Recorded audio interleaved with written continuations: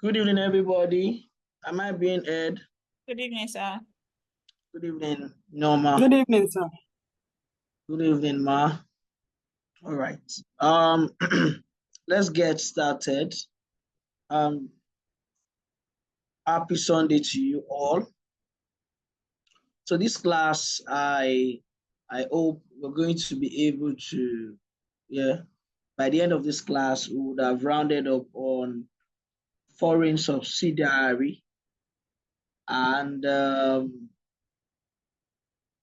would also have rounded up on IS 11, talking about joint arrangements. So that will be where we're going to end it for group. So I'm hoping we can end it for group today, although we're still going to come back to IS 7. We're going to come back to IS 7. But before we even go into IS 7, I would love for us to, maybe if we can have a class where we look at past questions. If we do about 2 or 3 questions that are typical examination questions. Of course, it's going to be one of these things that we have already learned in class. We've talked about the complex structures where you have subsidiary and you have a sub-subsidiary. That could go in 2 different directions. You could have direct interest from the ultimate parent and an indirect interest. I want to really can always go back to the video where we started to look at complex structures. And then we moved on to the case of piecemeal acquisitions where control might not have been gained at once, meaning that the equity interest was acquired in piecemeal at various times until control was gained. All right. You could also have in that with regards to that, you could also have a case whereby control, well, the parent company already had control. Let's say they have 65%, and they decided to buy additional 15% equity interest. We said this is where we began to look at a transaction between the owners of the company. And on the side of acquisition, it means control was already had. You just had a transaction between the owners, all right? That led us to disposals as well, where you could have a parent company dispose some of their equity interest. And we said this could lead to a case where either control is still retained, meaning, for instance, a parent company sold about 15% of equity interest in a case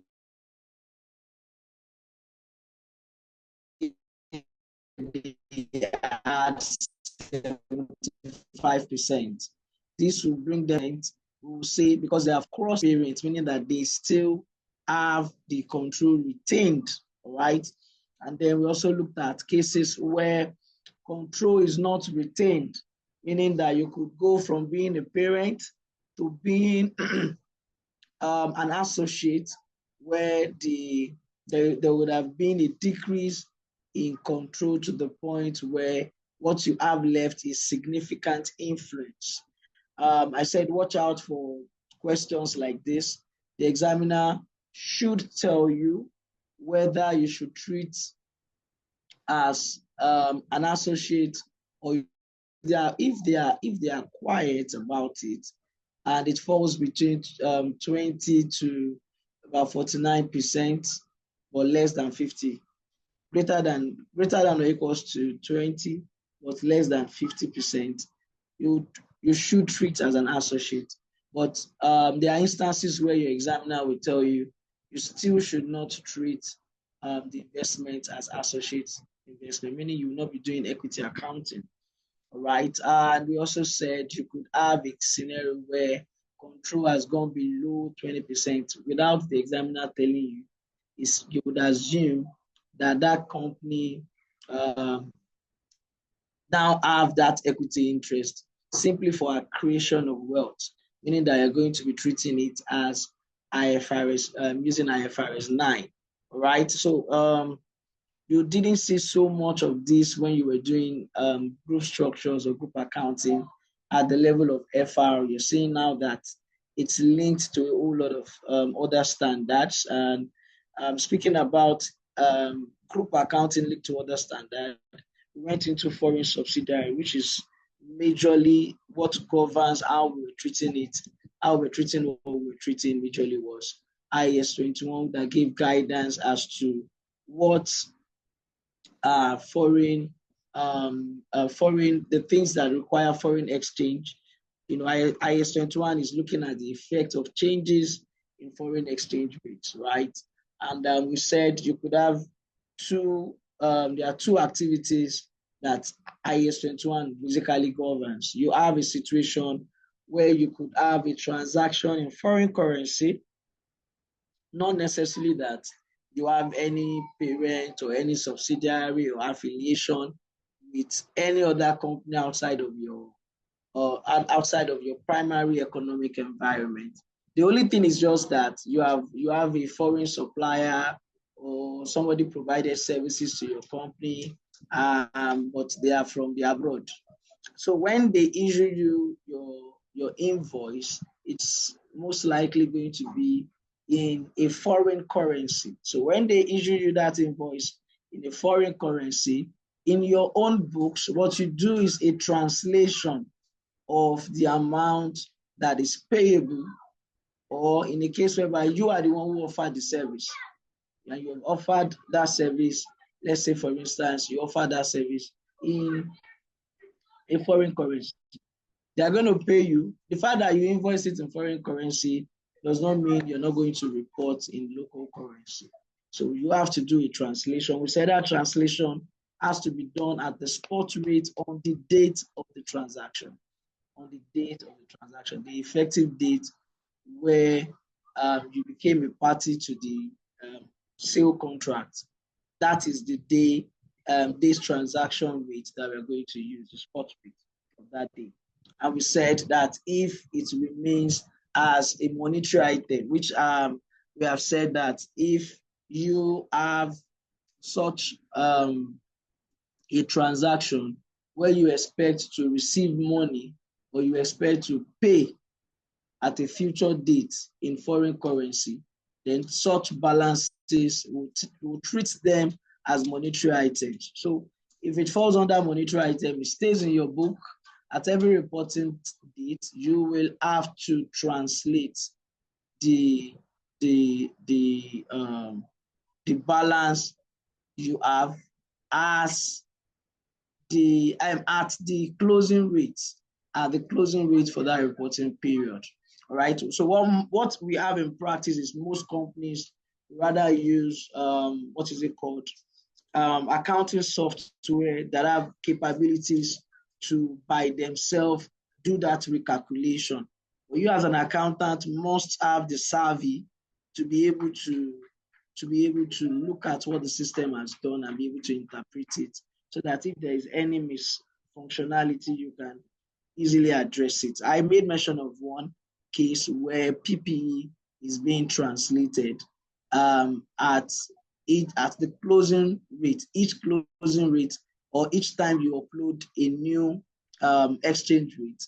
I said for that company, the PPE that were bought in foreign currency will be restated to the closing rate. And I said that is wrong. And the reason I said that is wrong is simple.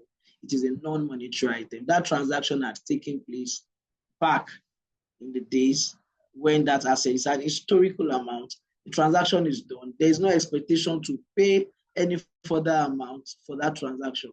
That transaction has been fully crystallized. So it's a non-monetary item. The balance there should not be restated going forward. It should be at the historical rate. All right. And that is just talking about transaction in foreign currency. We came back to what is the main thing that we wanted to deal with, which was foreign operations. I said for foreign operations, it simply means that you have a parent who is going to be presenting the financial statement in a particular presentation currency. And what is presentation currency? Just the currency with which you are going to present your financial statement. So if the parent company has a particular currency that they present their financial statement, it does not matter that they have a foreign operation, meaning they have a foreign subsidiary. What matters is that when they are going to present, whatever currency is the functional currency of the subsidiary, they are expected to still present the financial statement, restating that functional currency into their own presentation currency. What do I mean? The parent company is a company in Nigeria. They have a foreign subsidiary in South Africa. Now, South Africa, the company in South Africa, their transactions are carried out in rands. We said something about how you're going to figure out what is the functional currency of an entity. When it comes to group structures, you may have to do a determination. Other than that, it's easy. In most cases, the functional currency and the presentation currency are the same.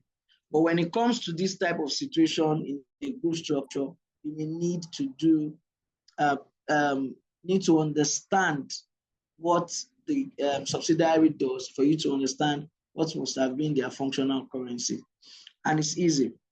So the functional currency ought to be the currency of the primary economic environment. That is the typical word or typical phrase you will see, primary economic environment. However, it may not be enough. The currency of the primary economic environment may not be enough because you may have a system where the subsidiary basically does a transaction with the parent company, which is a foreign company.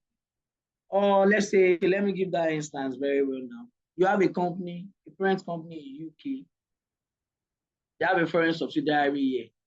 The foreign subsidiary is in Nigeria, quite all right. However, the primary transactions, or most of their transactions, are with the company over there, is with the parent company over there in UK. For whatsoever reason, maybe for avoidance of high taxes or whatsoever reason, that company was set up here in Nigeria. But most of the businesses they do and the transactions they do, they are not dealing with Nigerians or other companies in Nigeria. They are basically dealing with the parent company over there. So it makes sense that most of those transactions will be in pounds. In such an instance, the functional currency may be pounds, because at the end of the day, that is the currency with which they do their transactions. Or you could have a situation whereby most of their invoices are in pounds. They charge in pounds. Their primary economic currency is naira. That is what the economic environment is spending. But their transactions are not in naira. So it can only make sense. It makes sense for you to say, oh, they are reporting in dollar. A very good example again, I would like to give. Okay, for instance, where I work, we have a mutual fund. That is a dollar mutual fund. We call it dollar fund.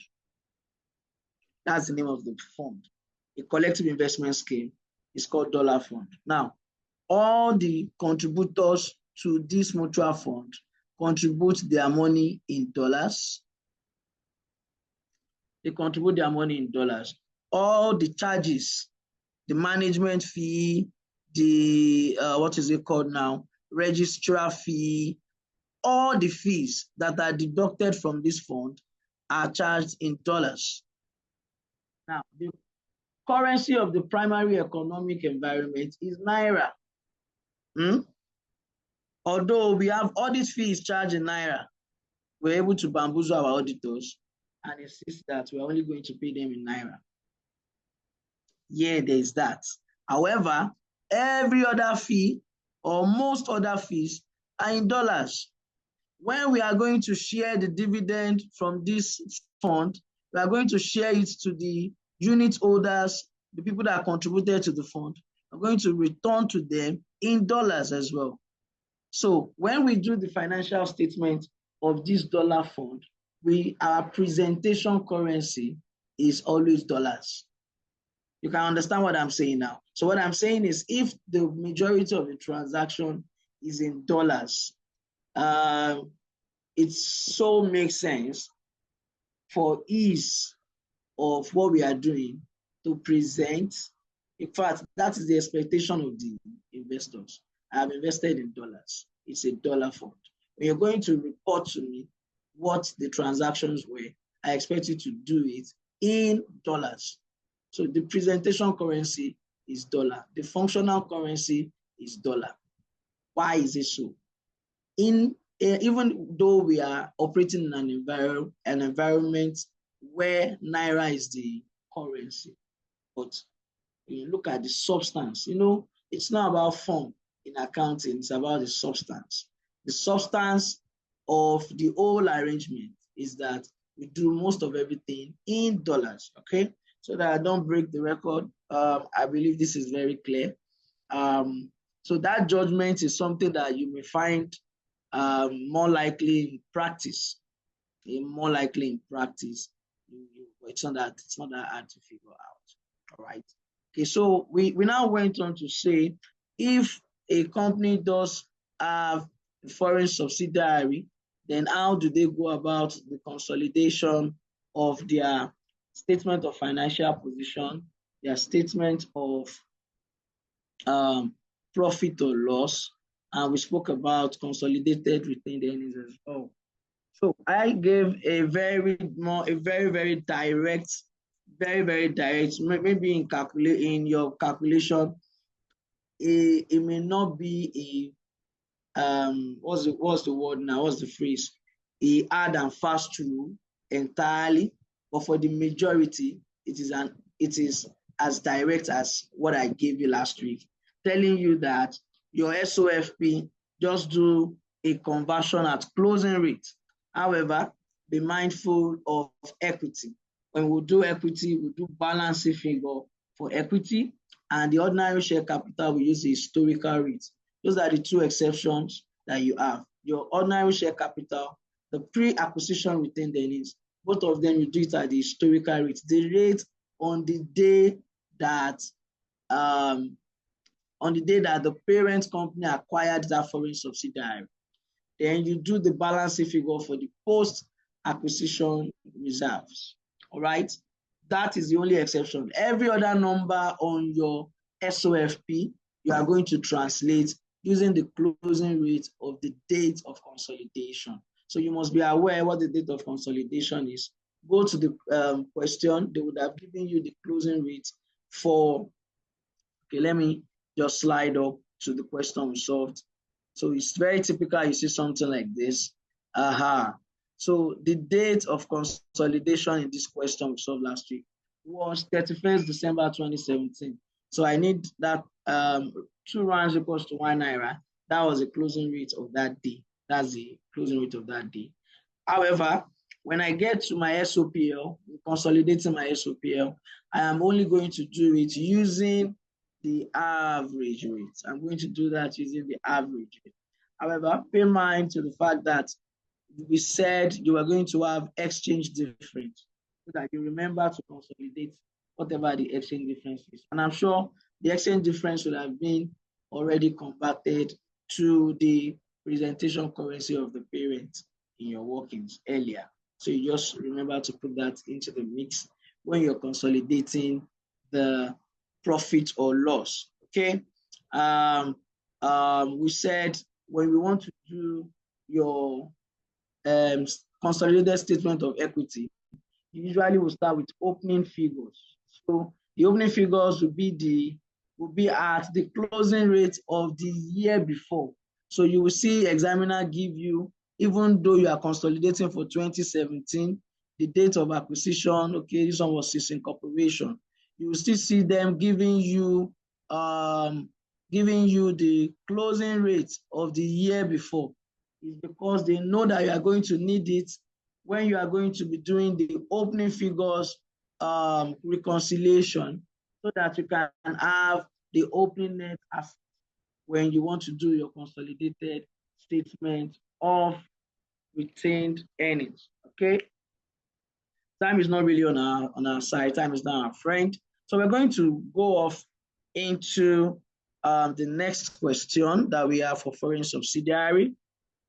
When I'm done with that, we'll move into IFRS 11. I say IFRS 11. Yeah, IFRS 11. Yes. IFRS 11, like I mentioned, joint arrangement.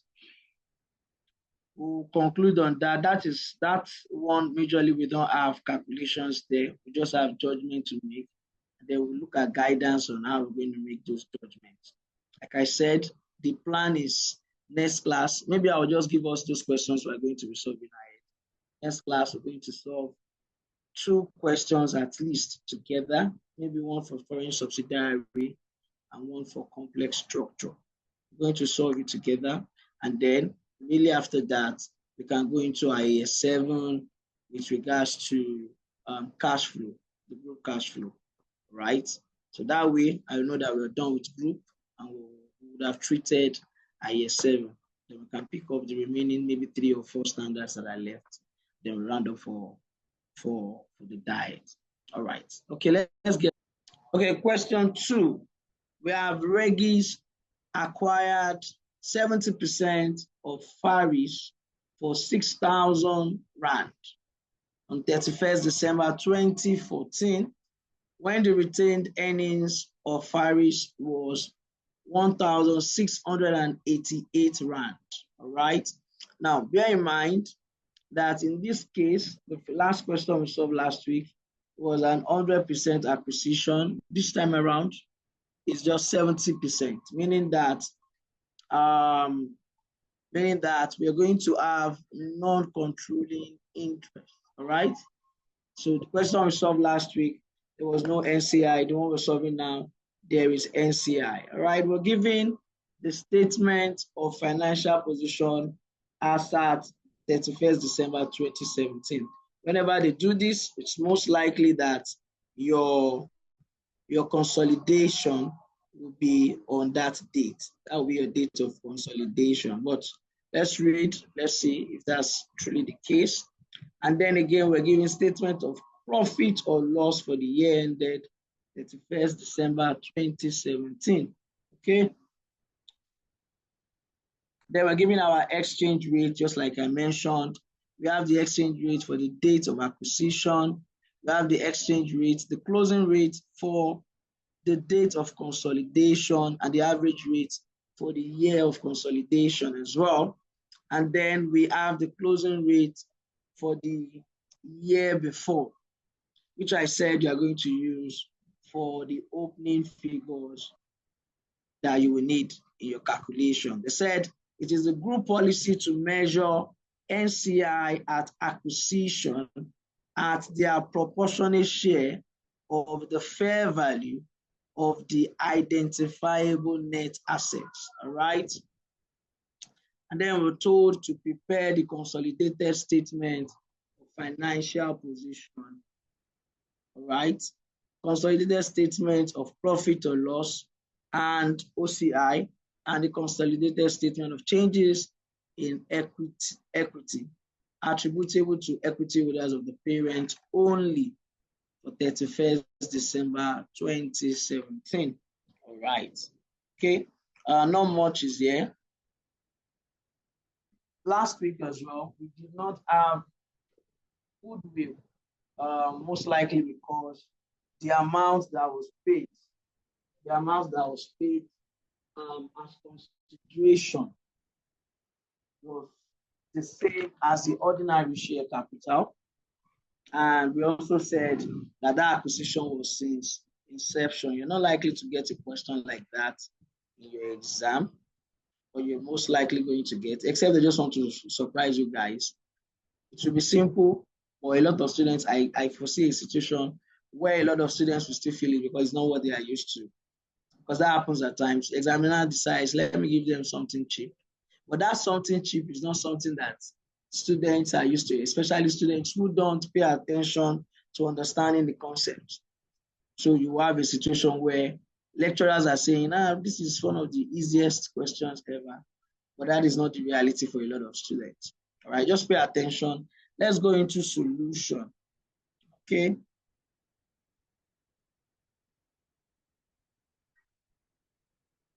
All right, first of all, group structure. Can I go ahead and use a whiteboard? Or we should stay on this?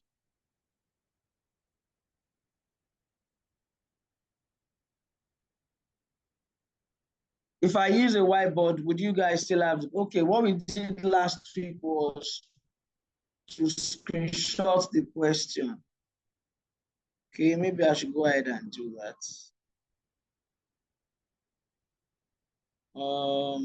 Not the most efficient method, but we're just going to do it. Okay, let's get started.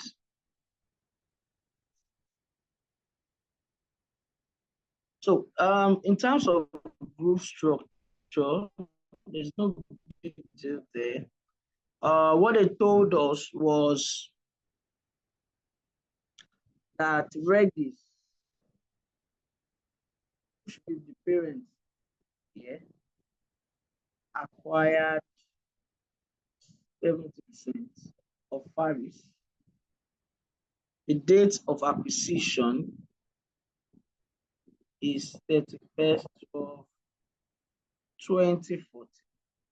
All right. And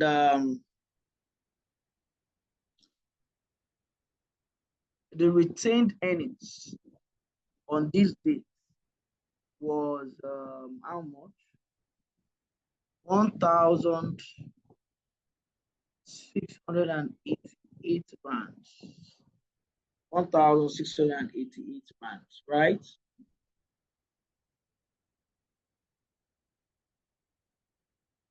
Okay. Now, should this be the case, I can go ahead and do my translations. I can go ahead and do my translations for the SOFP, meaning we'll translate the numbers I see on my SOFP of Faris. All right. And I will do that using close rates of which date? 31st 12 2017. Okay, now if you look at the SOFP, what are the items you find? I'm still trying to get the question on my other device. Okay, good. Now we have PPE in rand. So I'm going to do conversion using the rates between rand and naira. Now, Faris 6,000. If you go to the question, 31st December 2017, it will take 3 rands to make 1 naira. Abi? Now I said, when you are converting to the stronger currency, you divide by that rate. Now, how do I know what the stronger currency is? If it will take more than 1 unit of my currency to get the other, the way they state the rate, when they say dollar to naira to dollar, for instance, they're telling you the number of units of naira, how much naira you need to convert to $1.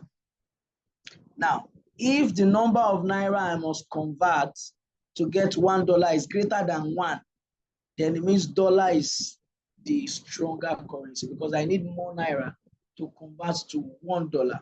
All right. So if my examiner has given me this type of situation, I'm converting to the parent's currency, and the subsidiary's currency seems to be greater than 1 to convert to 1 unit of currency of the parent. Then that parent currency, that presentation currency of the parent is a stronger one. So what I do is I would divide, all right? So this is 6,000 divided by the rate on that day is 3. So this will give me 2,000. I'll come down to the next item. The next item there, investment in Faris. Now, this investment in Faris, we know this one. We're going to use it to cancel out the acquisition, the net assets that we acquired on the date of acquisition. And that should give birth to, perhaps, it might give birth to goodwill, most likely. All right. Then we have current assets. I see it. Current assets is 4,500. I'll do the same thing. 4,500 divided by 3. This should give me 1,500. All right. Okay. Now, because I'm going to need goodwill, I'll leave this. I'll come back to this because goodwill is important. I need to get what my total asset is after translating. Remember, I'm going to do balancing figure for retained earnings. So I need to discover, do I have a goodwill?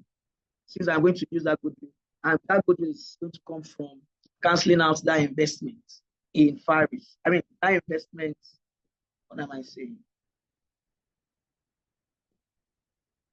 Sorry. I am dealing with the subsidiary. It is the parents that made the investment. So we don't have goodwill. I can go ahead and say my total assets. Because all I'm doing is converting that, translating rather, that of the subsidiary. So this will give me 3,500. Okay. Then when I come to equity, ordinary share capital, how much fund was that? 3,375. 3,375. Now I said this one, you have to do it at historical rates. So I go back to the question, what was the historical rate? That is, what was the rate on the date of acquisition when we bought equity interest in Faris? Was 4 naira, and that will convert to 3,375 divided by 4. I get 843.75. 843.75. I said you should be mindful of the retained earnings as well. There's a portion that existed as at the date of acquisition. That is the pre-acquisition.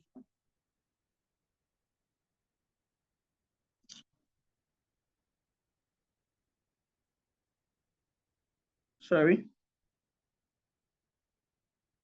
Pre-acquisition retained earnings was 1,688. So this 1,688, I'll divide by 4 as well. All right. This should give me 42200. Okay. Now, what I need to balance here is going to be the post-acquisition retained earnings. So now, if you go to the question, go back to the question, the retained earnings in the question for Faris was 5,925. Now, from that 5,925, 1,688, take out 1,688. That is 5,925 minus 1,688, which is the pre-acquisition retained earnings. What you have left is 4,237. Now, this 4,237 is going to be used as my post-acquisition retained earnings. Now, this one, you will need to use the balancing figure, all right? You will need to use the balancing figure. Okay, what liabilities do we have? What liabilities do we have for Faris? The liability we have for Faris is long-term loan. So long-term loan. The long-term loan balance was 1,200.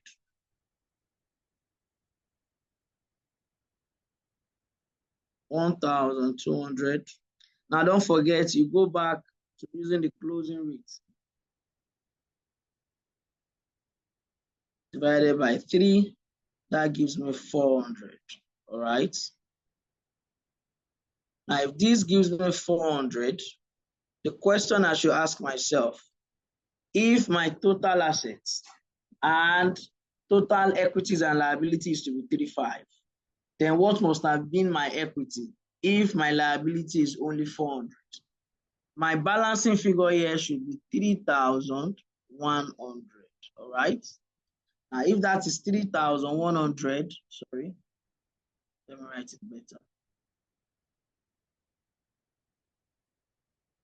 Now, if the balancing figure for equity is 3,100, then what is going to be my post-acquisition retained earnings? My post-acquisition retained earnings will be 3,100 minus 843.75 minus 422. So let's do that.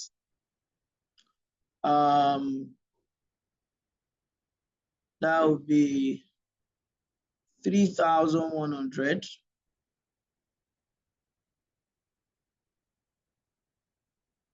minus 422 minus. Sorry, Mr. Biagi, try to take it back. How did you determine your 3-1? 3,100. Okay. You know, we said that. Okay. I followed to the point of the post-retained earnings, that the remainder will be after taking out the pre-acquisition. So your remainder post-retained earnings will be 4,237 naira. So yes. How did you derive your 3-1? Okay, so the idea is this. If you look at it, one must have made up your post acquisition retained earnings. It will be the profits that you have between 2014 down to 2017. And now those amounts would have come at different rates because you would have derived your profit from the average rate of those years, 2015, 2016, then 2017, all right, for you to do the proper conversion. Now, don't bother yourself doing all of that. We said what you should do is use the balancing figure. Now, if I must use the balancing figure, it means I'll be making reference to this. This is the total assets, Abi. We have converted all the assets to 3,500. It therefore means that my equity and liabilities is also how much? 3,500. Now, if my equity and liability is 3,500, then I still have a component of equity that I don't know what it translates to, which is the post-acquisition retained earnings. So I said, what do? Take out the liability bit. How much is the liability? It's 400. So do 3,500 minus 400. We are going to get 3,100. So this means this is all the equities of Faris in Naira. Now, if this is all the equities of Faris in Naira, how do I get these post-retained earnings? Well, I already have retained share capital.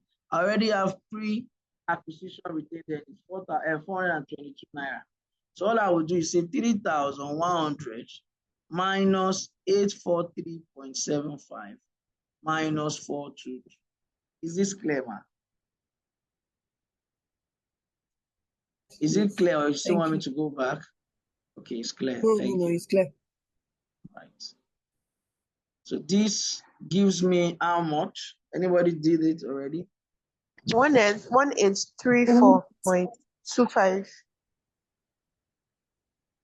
1834.25. Thank you. So this gives me 1834.25. All right. So what I have done here is to translate the SOFP of Irish using the closing rate as of 31st December 2017. So when I'm going to be consolidating, it is these numbers I am going to be using. All right. It is these numbers I'm going to be using. So it has, I believe this is clear, it's straightforward. All right. Now let's quickly do goodwill. I almost jumped into goodwill and even almost assumed it to be inside this thing. Let's go into goodwill. All right. Now, pay attention to what we're going to do with goodwill as well. We're going to be doing conversions there. Now, why was goodwill not part of the translation? I'm very sorry to have even mentioned it at all. It shouldn't be there. The reason is this. We are dealing with the SOFP of Faris, which is the subsidiary. Do you understand? It is not Faris. We are not looking at the group here. We are looking at Faris. We are looking at translating the balances on the SOFP of Faris. So who made the investment? The person that made the investment in Faris shares is Regis. It is when we are dealing with Regis that we can, or the group as a whole, we can now be talking about goodwill. Do you understand what I'm saying now? Yes, sir. Is it clear? Okay, thank you. All right, so for goodwill on consolidation, it's not different from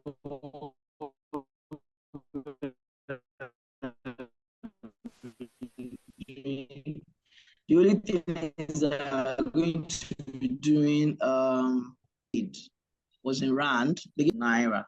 All right. Okay. Rand to Naira as at that day is how much? As at the date of acquisition, Rand to Naira was how much? Okay. First of all, let's start like this. How much did they pay to acquire what is it called? Faris? How much did the Regis pay? 1.5. Okay, they paid 1.5, but the question told us specifically that it was 6,000 Rand. All right. Now we'll still get back to the 1.5 anyway. The rate as of that day of acquisition was 4 Naira. That's a historical rate. I'm sure if you do 6,000 divided by 4, you get the 1,500. So it does make sense, right? Now for NCI, what did they say we should use for measuring NCI? The question said we should measure NCI. Okay, the last paragraph of the question says it is a good policy to measure non-controlling interest at acquisition at their proportionate share of the fair value of the identifiable net asset. Okay, good. So I'm going to measure NCI at the proportionate share of net assets that was acquired. So I need to first of all calculate the net assets that was acquired. Now, what was the ordinary share capital? According to the question, Faris has 3,375 Rand. All right. Now, the retained earnings as of that day of acquisition is here 1,688. Abi? Now, let's quickly convert this. Let's convert the two of them. I think we already found out that this one converts to 422. All right. What does 3,375 convert to? 3,375. 843.75. Thank you. 843. Okay, we've done it as well now. We did it here. All right. 843.75. Okay. So therefore, in Rand, the net asset we have acquired is how much?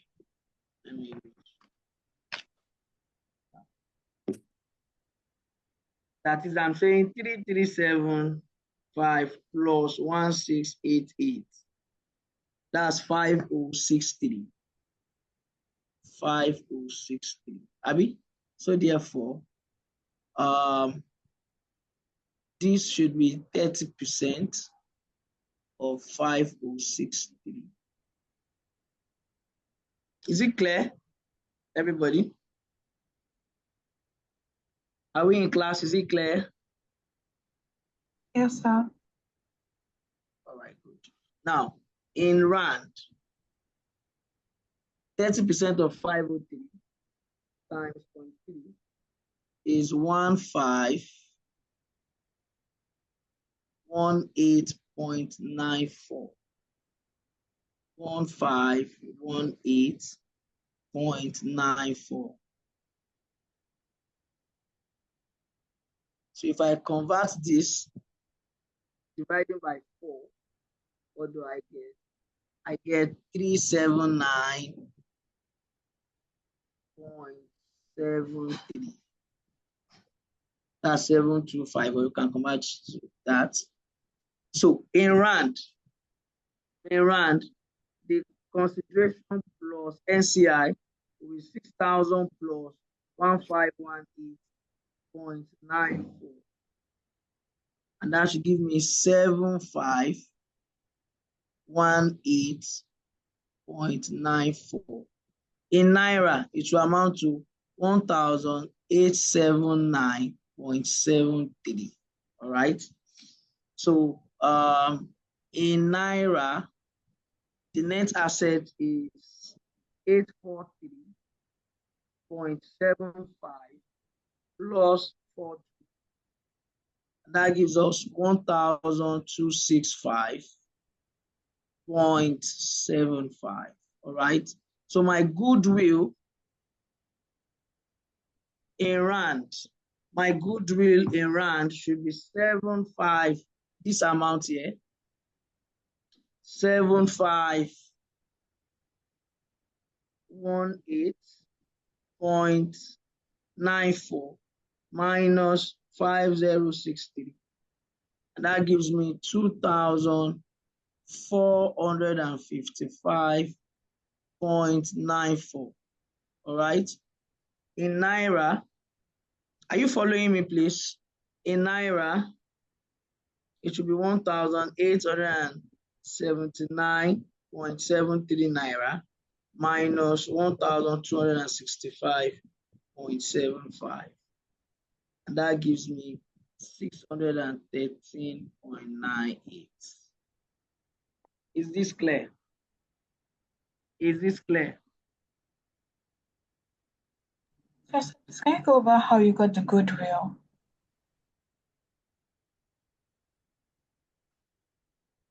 Okay, so that goodwill, we said consideration in rand. So let's look at it from the two currencies. For consideration in rand was 6,000 rands, and then we had to calculate the net assets in rand, Abby, and that gave us 5,063. So we did 30% of that, and we got 1,158.94. If you add the two together, and you subtract the amount you get from 5063, you get this amount in rand. Now for naira, we have converted to naira, and we got 1,879.73. All right. When you compare that amount to what we have, somebody help me to 5063 divided by 4, you get 1265.75. All right. Now, if you get that amount, you divide that. You take that away. This is the net asset in naira. Take it away from the consideration plus NCI. And what you have is 613.98. Is it clear? Yes, thank you, sir. So I want to ask a question. This goodwill is as at which date? This is the goodwill as at what date? Acquisition.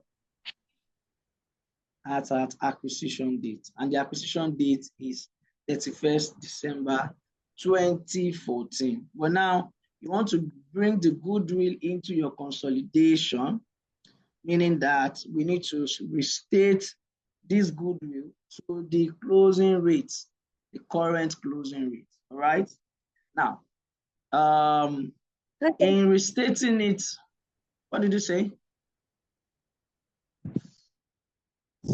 The goodwill in the R currency is meant to be 2515.94.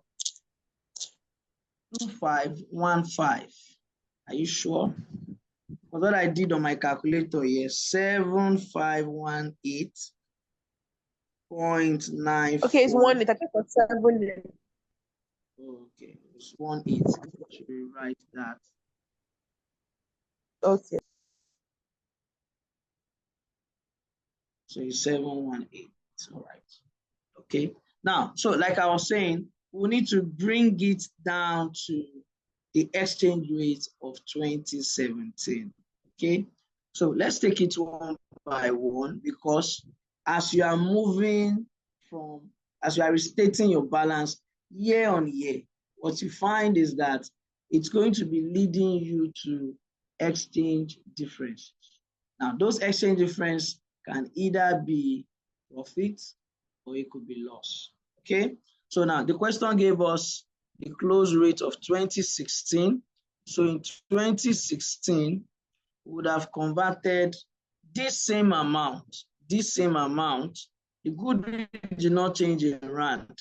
The goodwill will only change in naira. So this same amount, 2455.94, as at 2016, when the close rate was 3.8, would have converted to, let me write it very well, 2455.94 divided by 3.8. And that would have given us 646.3.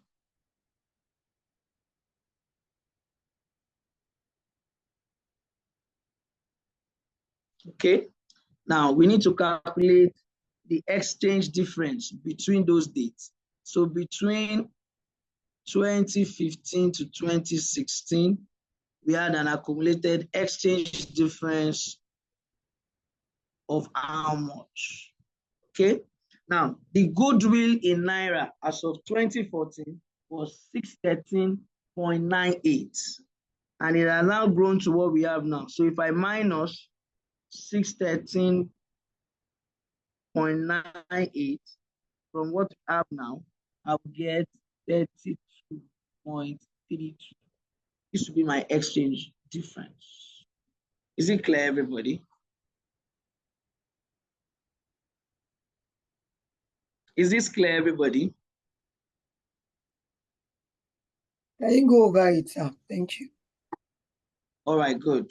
Somebody drop something from the chat box. Is there a new message? Oh, somebody was asking then.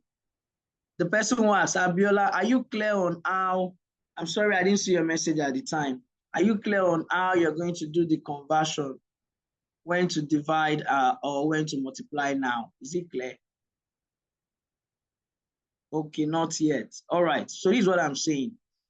I'm going to come back to your question, Abidemi. What I was saying is this. If, first of all, determine what is the stronger currency. So the simple rule for me is, if I am converting to stronger currency, I will divide. If I am converting to the weaker currency, I will multiply. So the first thing I need to know is, have that in my head. Whenever I'm converting to the stronger currency, I'm dividing. Whenever I'm converting to the weaker currency, I am multiplying. However, I need to understand how they have quoted my rate. Now, the most common way they quote rates is that this way I did rand to naira. This one I've done here. What I'm saying is, if I tell you rand to naira is 3 rand, if I do it like if they say rand to naira is 3, like this, what they are telling you is that it's going to take 3 rands to equal 1 naira. Now, which of these two is supposed to be the stronger currency? If you look at it, I need 3 rands to get only 1 unit of naira. So if I need 1 unit of rands to get 1 naira, then it means that rand is the weaker currency. Naira is the stronger currency. So whenever I want to convert from rand to naira, what I will do is I'm going to divide. Or let me make, I think you understand dollar naira. People like dollar to naira more better. And they say it's 1.5. The tell is 1.5. It means you need 1,500 units of naira to get $1. So which one is the weaker currency? The weaker currency is naira. So if you give me an amount in naira and you ask me to convert to dollar, I'm not going to multiply, I'm going to divide, because the stronger currency, for me to get the unit, I need to divide. So if you give me, let's say 2.5 naira, 2.5 million naira, and you ask me to convert to dollar, I'm not going to multiply. I'm going to divide. I'm going to say 2.5 million naira divided by 1,500, and that will give me the amount I will have in dollars, because dollar is a stronger currency. But if you give me $1,500, what am I going to do? I will say multiply, because naira is the weaker one and I'm converting to naira. So I will multiply. Is it clear now?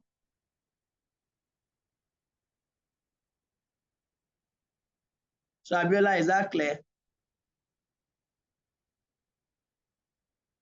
All right, thank you.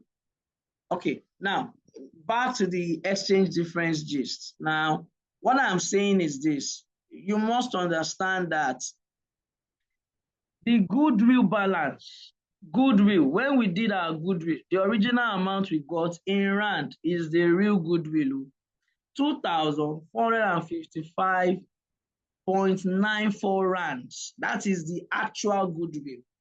All right, that is the actual goodwill. However,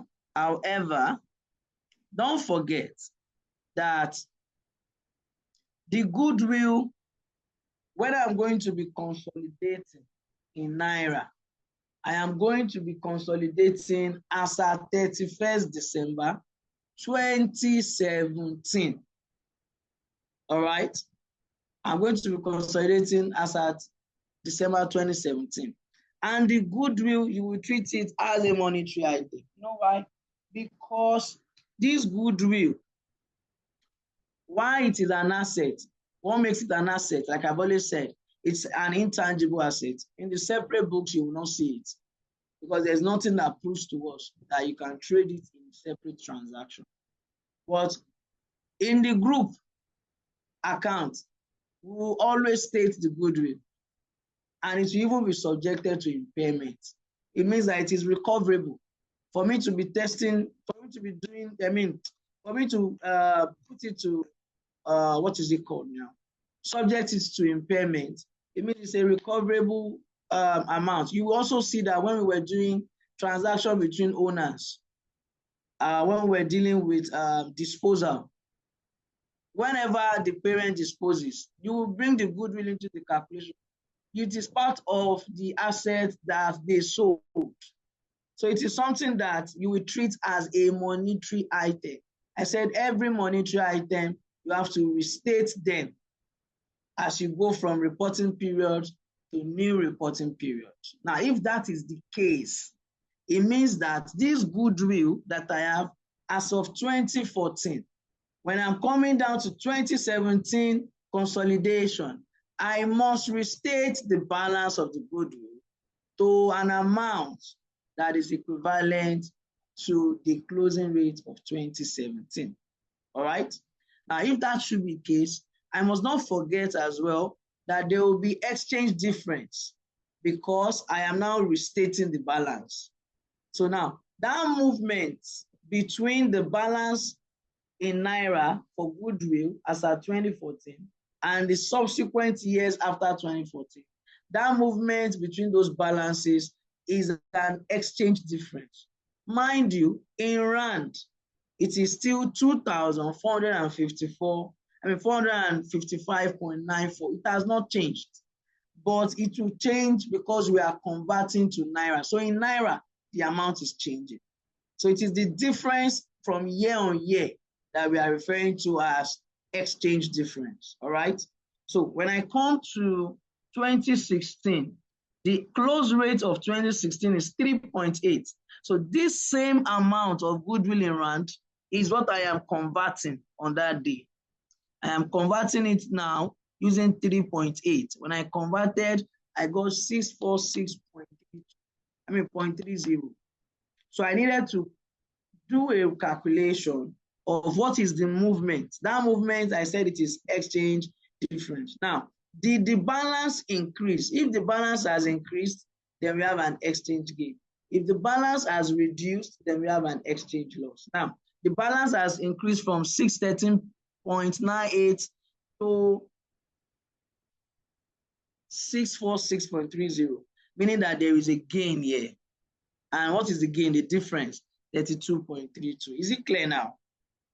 Can I move on now? Yes, please. But I want to confirm why you chose 2016 is because of the prior year to the consolidation year. Yes, because we are going to need it. Yes, you are correct. Yes. Okay. Yes, we are likely going to need it. So for 2017, the balance has still not changed. It's still the same amount. So what I will do is now convert using 3. So if I divide by 3, the same amount, 0.94 divided by 3 is now giving me 818.65. Okay. All right. So let's do the difference. Let's do the difference. 818.65 minus 646.30. What do we get? We have exchange difference of 172.35. Is this clear? I'm done with my goodwill calculation now. Is this clear?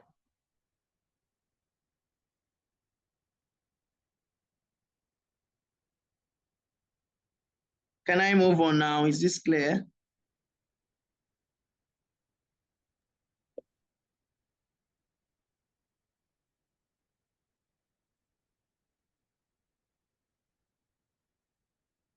Where are my people? Is this clear? Can I move on?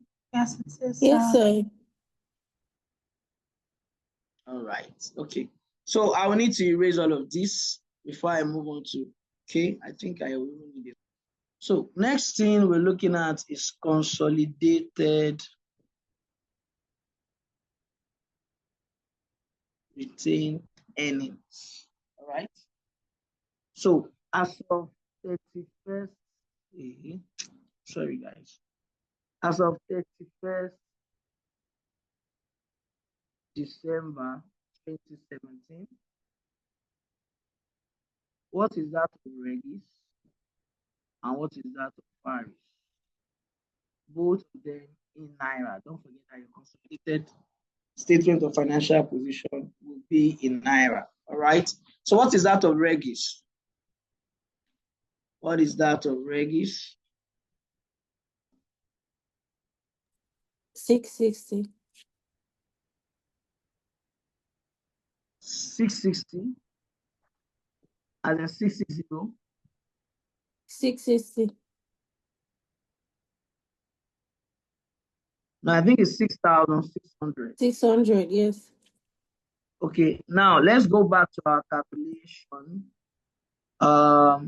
We have already done, don't forget that we have converted the post-acquisition retained earnings of Irish. All right, do you remember? Yes. Remember we did that? And we converted it to how much?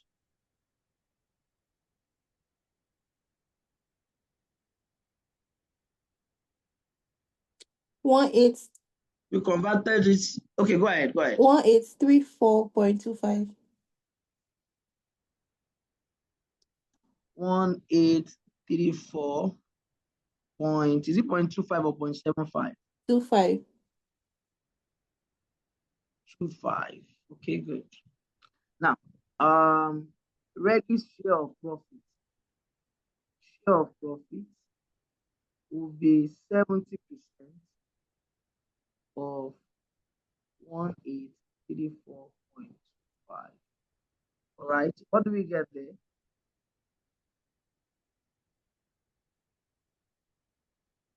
What do we get there?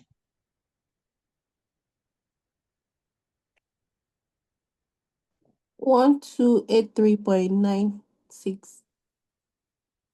1283. 0.96.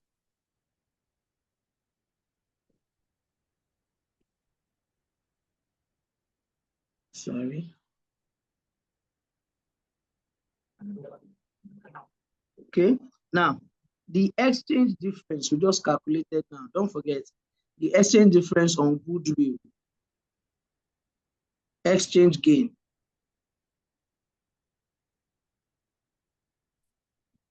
On goodwill. We just calculated it now. In 2016, it was 32.32 plus 818.65. If you add these two together, 818.65 plus 32.32.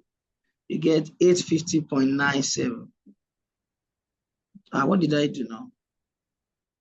Oh, sorry. This is the balance of the goodwill, the whole of the goodwill itself.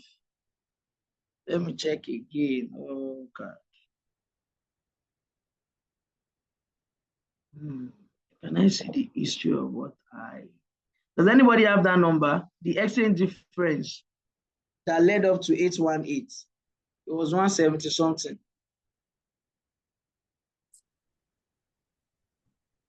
172.35. Thank you. 172.35. So 172.3. All right. So let's add up everything.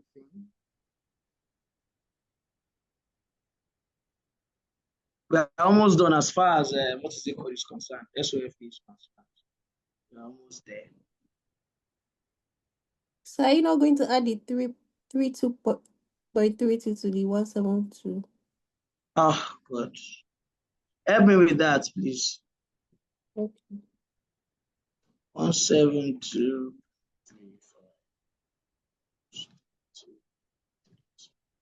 204.67. Thank you. 204.67. All right, now let's do the addition of everything all together. 66 plus 1283.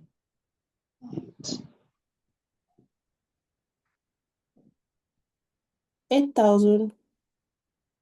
8088.63.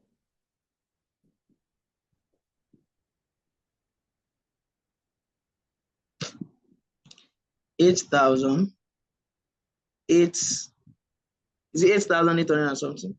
8088. 8088.63.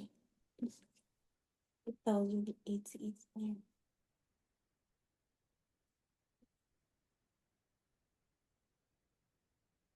88.63. All right, okay. For NCI is straightforward. NCI is not a problem. At acquisition.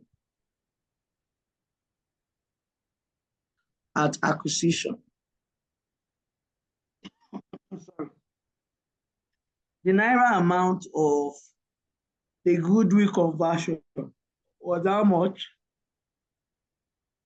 Let's go to where we calculated the goodwill. 1,518.94. No, for NCI alone.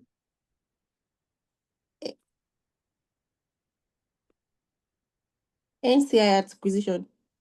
Yeah. What we had was 1,518.9.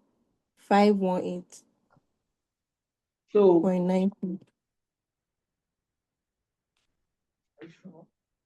okay. That's the amount in rand. You know, we divided that by Naira. 4 in naira. Okay, Yeah. 379.73. 379. I'm sorry, guys. 379 point 73. what? 73. 0.73. All right. Now, their share of profit, SOP, will be 30% of this one, this post-acquisition retained earnings. How much do we have there?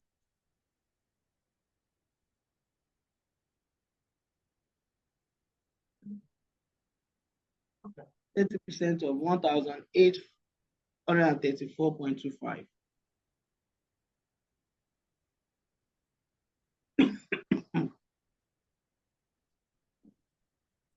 $550.2628. 550.28. All right.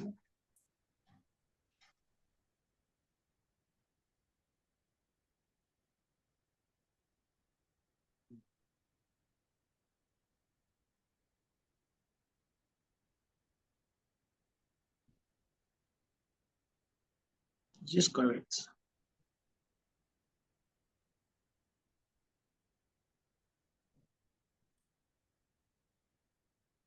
$930.01.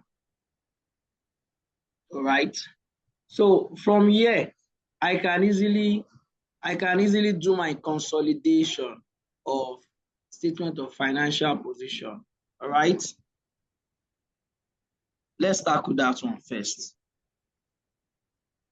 So my solution for consolidated statement of financial position as of 31st/12/2017 is quite straightforward. The PPE, all right. Now go back to the question. The PPE for Regis was how much? 6,750. 6,750. Now, when we translated the numbers for PPE, we translated to 2,000. So this should give us in naira 8,750. And then when we come down to goodwill as of today is how much? We have, I think we had, what did we have? 818. 818.65. 818.65. 00. And then our current assets for the parent, it was 3,600. When we translated to 1.5. So this gave us 5,100. All of this put together, all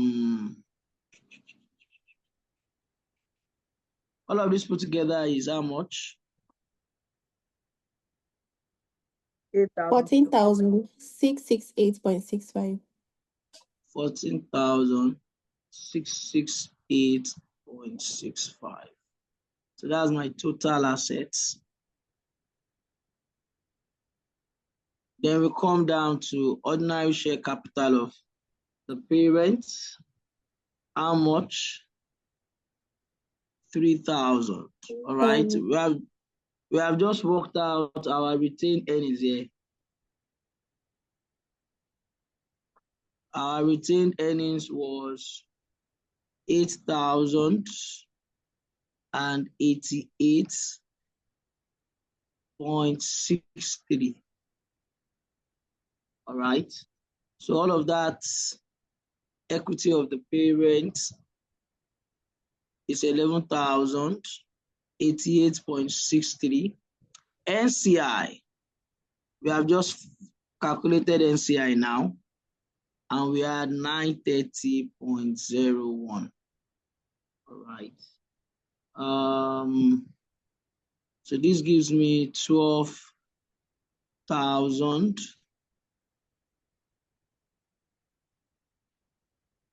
and 019.64. Okay. Our long-term loans, the loans of the parents is 2,250. That of NCI, when we translated it to 400. So this gives us 650.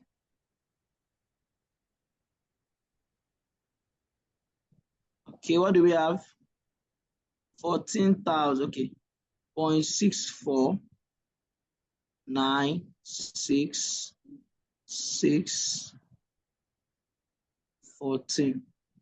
All right, somebody help us calculate the difference. Oh, sorry, this one should have been 8.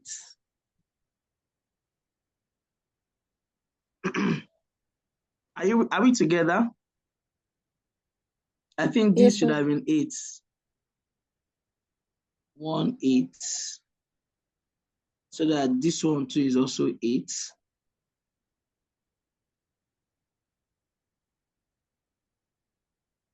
All right. Okay, so we have a 1 kobo difference. I have a 1 kobo. Okay, now I see why they approximated in their solution. I don't know where that 1 kobo is. So you might just decide to make one adjustment there for the 1 kobo. I don't see 1 kobo being it. It's very insignificant. So that is it for the consolidated statement of financial position. Is this clear? So what have we done differently? What have we done differently is just the matter of the fact that we have a consolidation. And I say consolidation, goodwill on consolidation. And for that goodwill on consolidation, we have had to take into consideration the exchange difference between the goodwill as at the date of acquisition and the goodwill as at the date of consolidation. Very important, like I said, very, very important. Okay, now let me put beside it, let's translate for SOPL. You can go ahead and do SOPL now.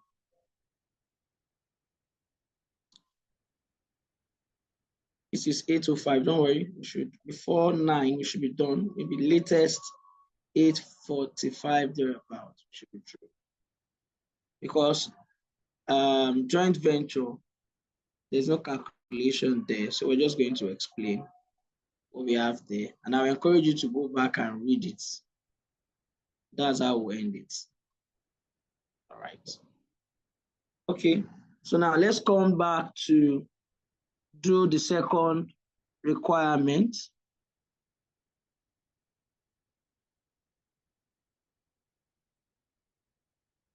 Was it this class I gave an assignment? I can't remember. Was it this class or FR? I can't remember. Okay. I don't think it was this class. Must have been FR. Okay, let's move on. Translation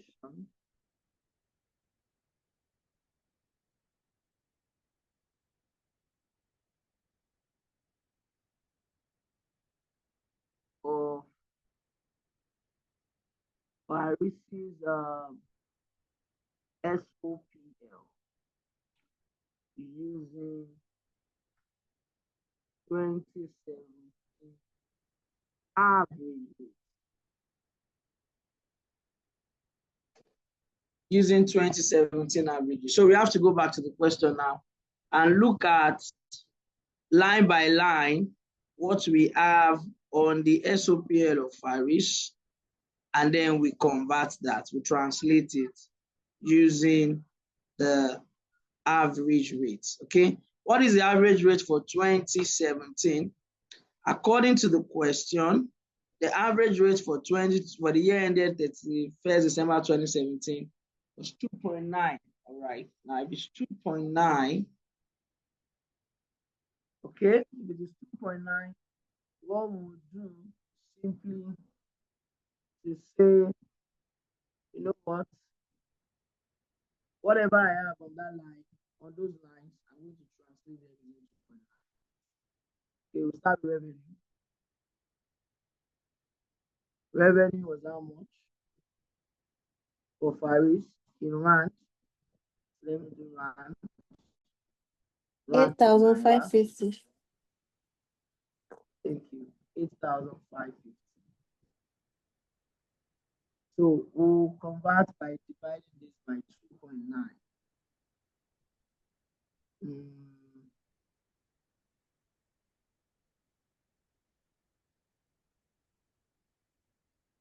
2948.28. 0.28. Cost of sales 3705 divided by 2.9. What do we get?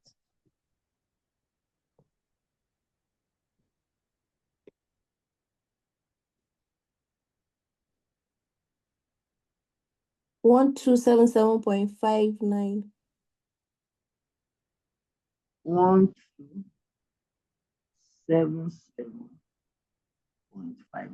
Thank you. And that would have given the gross profit.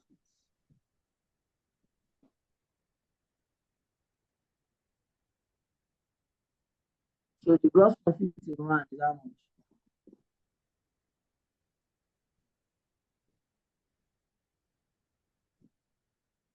$4,845.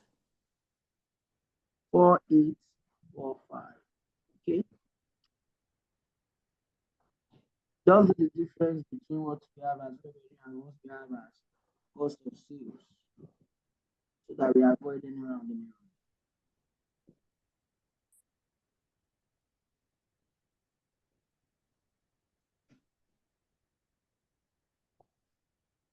What do you have there? 1670.69. 1670.9. Thank you. And now we have OPEX of 855. OPEX 8.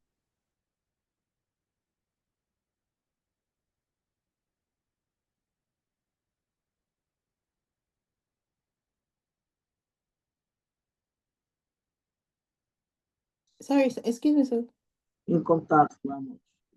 So did you say I should divide the gross Sorry, profit by the 2.9? Yes. Okay, no, that's not what I did. Hold on. Okay, it's the same thing.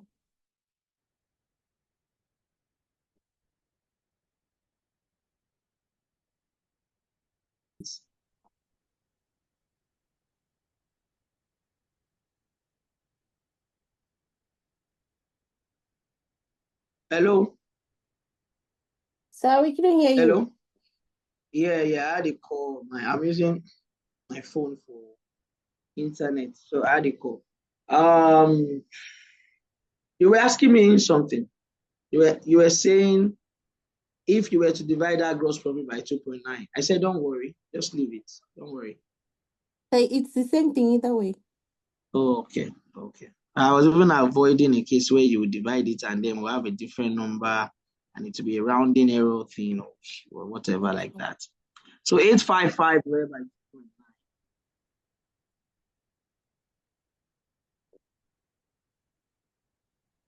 You should have 294.83. Okay. Our income tax is how much in rand?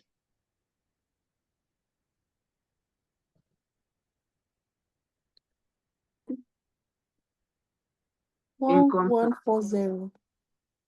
1140 1140. divide that by 2.9.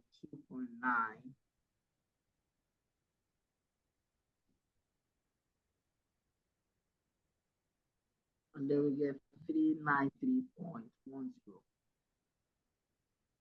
All right. Now, if you deduct this value, for this, we should have 2850. I'm looking at the solution. We have the same figures. Okay, we don't exactly have the same figures. Okay, 167.0.69 minus 294.6.83 minus 393.10. I get 982. Okay, the same thing as it did. All right.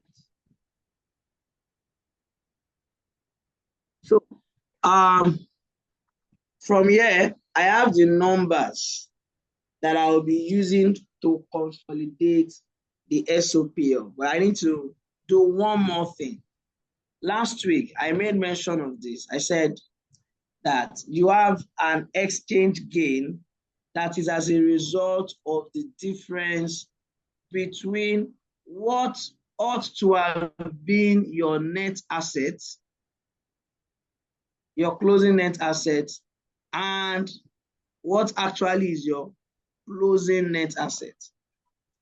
I said there's an exchange difference there. Now, let's do this. Let's look at the closing net asset of Paris. When we did it the other time, I recall that somebody was even asking me how I got 3,100. All right. Somebody was asking me then, how did you get 3,100? You recall that I was saying that the total asset was 3.5. Loan, which is the only liability, was 400 naira, meaning that they should have closed at 3,100 as their net asset. And then we now went back to calculate the post-acquisition retained earnings as the balancing figure, right? Now that 3,100 was also a balancing figure, right?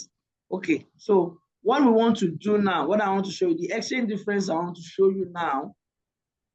If you cannot recall what I'm saying, you may need to, I don't know whether you did a screenshot of that solution. When we were converting, do you guys understand what I'm saying? I'm referring to when we were translating the SOFP of Faris to Naira. When we're doing that, we had a close net asset of 3,100. Do you remember? Tintin, Yes, sir. you want to say something? Okay, thank you. Abidemi, do you remember what I'm referring to here? Bukola, Chidima, Priscilla, do you guys remember? Can you use the chat box here? You can unmute.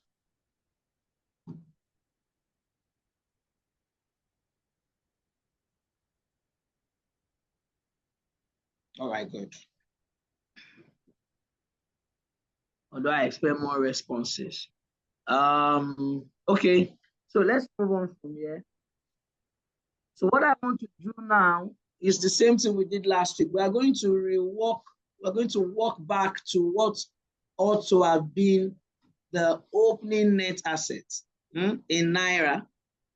And then we'll compare that to that 3,100 that we have. Whatever difference we have is telling you that you have an exchange difference that is embedded in that net asset, okay? So that when I'm doing my consolidation, my consolidated SOPL, I can also bring that in. All right, let's look at it. Let's look at it. All right.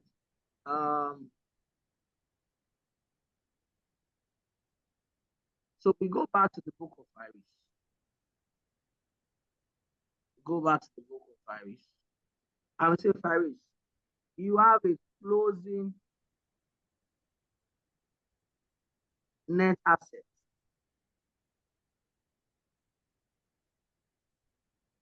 In rand of how much? Let's go back to the question. Go back to the question. Go back to the question. Go to their equity side. You will see share capital was 3,375 rand. Retained earnings was 5,925 rand. Meaning the closing net asset was the 9,300 summation they did there in rand. Okay, 9,300 rand. But the profit for the year in rand, as you have seen now, profit for the year was 2,850. Now, if I take out this profit for the year, then it means that your opening net asset. How much would have been their opening net asset?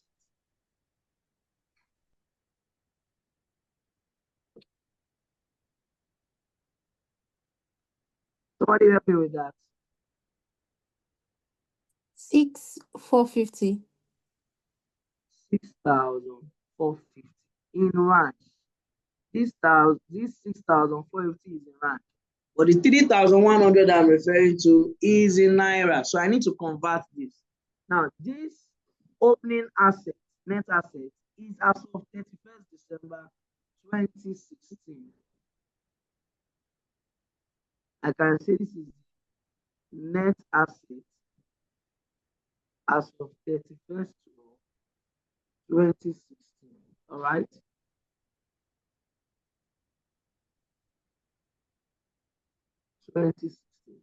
Now, should that be the case? If that be the case, then I need to use to convert it to naira. My rates as of this date, the rate as of this date was 3.8 rand to naira. So if I'm going to convert it, I will do 6,450 divided by 3.8. And that should give me how much?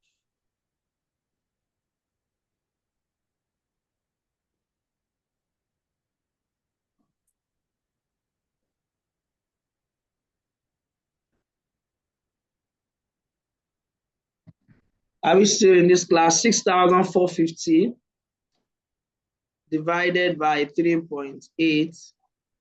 That gives me 1,697.37. Okay.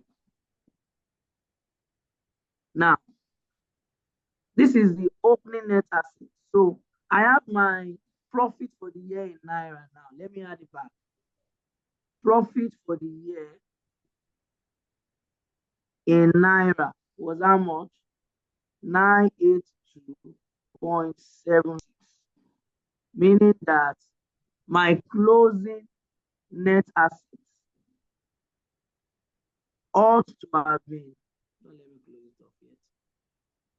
My closing net assets in naira, going by this calculation, ought to have been 1697.37 plus 982.76, and that gives me 2,680.13. However, by our calculation, what we had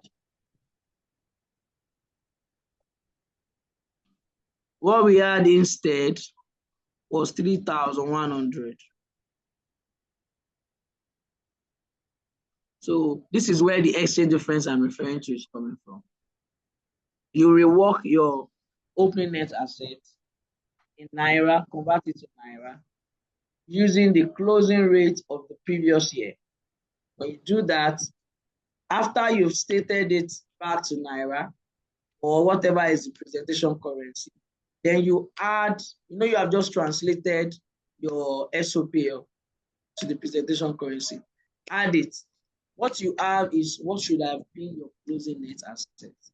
Compare it to what you have when you did the translation of your SOFP, meaning that this exchange difference is coming as a result of the fact that we translated profit or loss in average rates, we translated statement of financial position using closing rates. So that is where that difference is coming from. And we must account for it.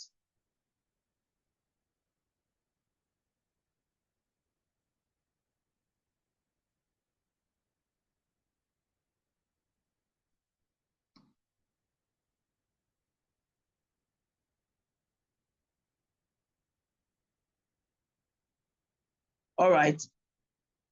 So I'll come here and say exchange difference. Sorry. Exchange difference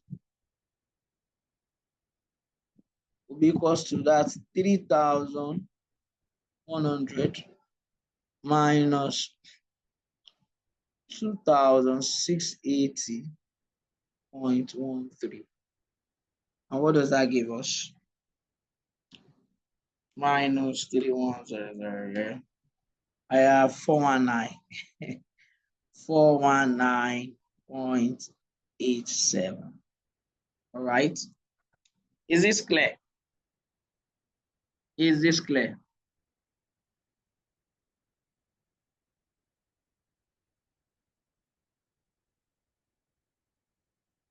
Everybody, is this clear? You can use the chat box, you can unmute. Is this clear? I just want to know before I move forward. Yes, sir. All right. Now, if that is clear, let's move on. So now I can do the solution for consolidated SOPL for the year ended 31st of 2017. So that would have is revenue, that of the parent was 18,000. What we translated to here is 2948.28. This should be 2948.28. Cost of sale was 10,500 for the parent. What we have here is 1,000. I'm picking from, thank God is beside it, 1,277.59. Okay, what does that translate to here? 777. 10 plus 1 is 11. So 11, 777.59. All right. Now, if you take this away, what's your gross profit? 2948.28 minus 11,777.59. That gives me 9,170.69. Okay. Our OPEX for the parents was 4,538. When we did our OPEX here, we got 294.83 plus 294.83. That gives us what? 4,538 plus 294.83. You have 4,832.83. And then we also add, okay, deduct this. That should give you your PBT. This minus 9,170.69 So our PBT is 4,337.86. All right. We calculated income tax expense the other time. So income tax, we have 750 for the parent. For the subsidiary is 393.10. What you have here. If you add that together, 750 plus 393.10, you get 1,143.10. All right. Deduct that as well. 674. 13 minus 4 is 9. 2 minus 1 is 1. I think this should be 3,194.76. All right. Now, we said it last week. I'm going to repeat it again. That exchange difference will be treated as an OCI. It's an item of OCI. So I will say other comprehensive income. Under your OCI, you have exchange difference. Now, the exchange difference we have here, there are two of them. There is one which we just calculated now. I said this one is as a result of the fact that you use different rates for SPL and SPF. And then we also had one on goodwill, right? We had one on goodwill. The one on goodwill, one was 32.3, the other one was 72.65. I think it was 65. 204.97 plus 204.97.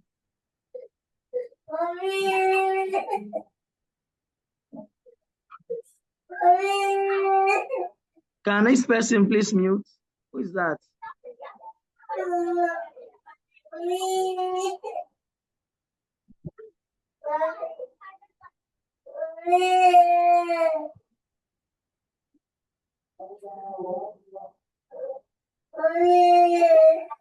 Hello? Hello. Can you please mute?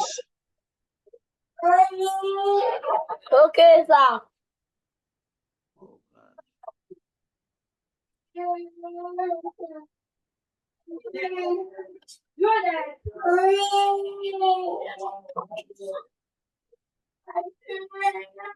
Where's the phone?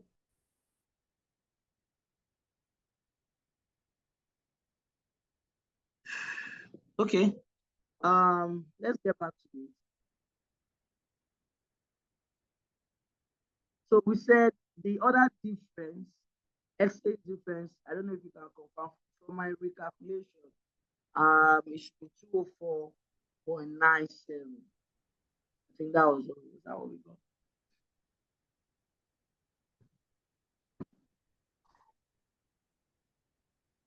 Does anybody have the screenshot? 32.32 plus 172.35. 172.35. That was the one we got for 2017, Abby. Yes, sir. Okay, so it's that one I need. 172.35. Okay. If we add this together, what do we have? 172.35 plus 419.87. That should give us 592.22. The total income will be this plus 3194.7. 3786.98. Now, you can now do your appropriation. And in doing that sharing, How do you share? It's very simple. What belongs to NCI?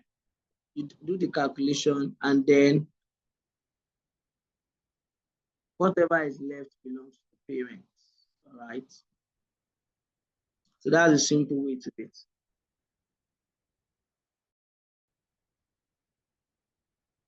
The only thing belonging to NCI, because they don't have a share of that exchange difference. All right. The only thing belonging to NCI is 30% of the profit for the year. So we just do profit attributable to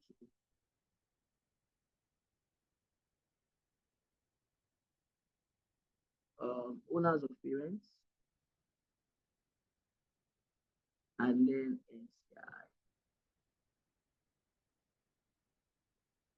NCI. 30% of this amount we calculated here.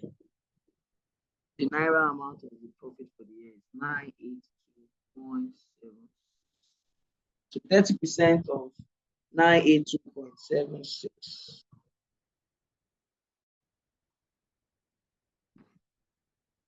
0.3 times 982.76. 294.82, or let's say 83. Now, our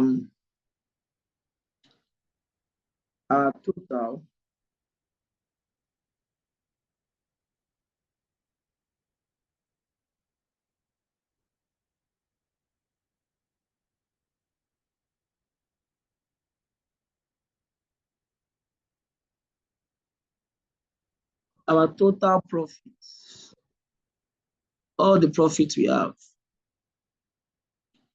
is 3,194.76. The balancing figure for this is how much? Minus 3,194.76. Is us 2,899.93. Okay, we're still going to do total comprehensive income.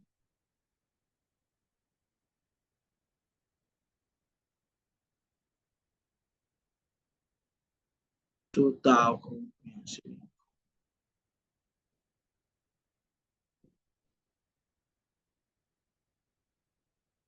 Now, total comprehensive income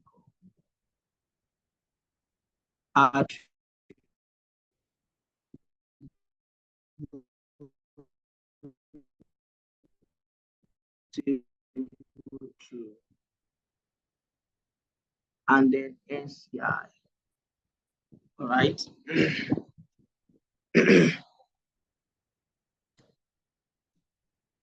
So we already know for profit, this is what they have, 294.83. Now, the exchange difference on consolidation, had it been that NCI was measured at, what is it called now? At full fair value, you know they will always have a share of the goodwill. So if they have a share of the goodwill, the exchange difference on the goodwill, they would have had a share. But they won't in this because NCI was measured as a proportion. So please, I can't hear you. I don't know if I'm the only one. How about now? Is it better now?